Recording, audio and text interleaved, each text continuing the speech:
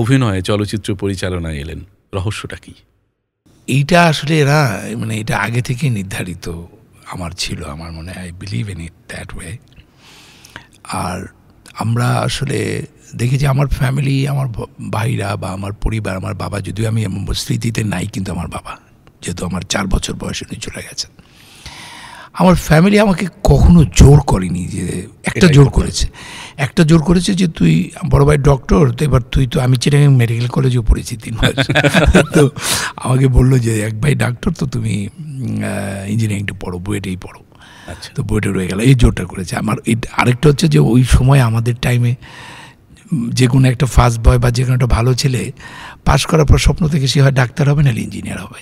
একটা ব্রিলিয়ান্ট ছেলেকে কেন ডাক্তার পড়তে হবে বা ব্রিলিয়ান্ট পড়তে হবে? অন্য সাবজেক্টও তো আছে। আমাদের সোসাইটি আমাদেরকে এই দিকে ধার দিতে করে, আমার বাবা মা করে নাই।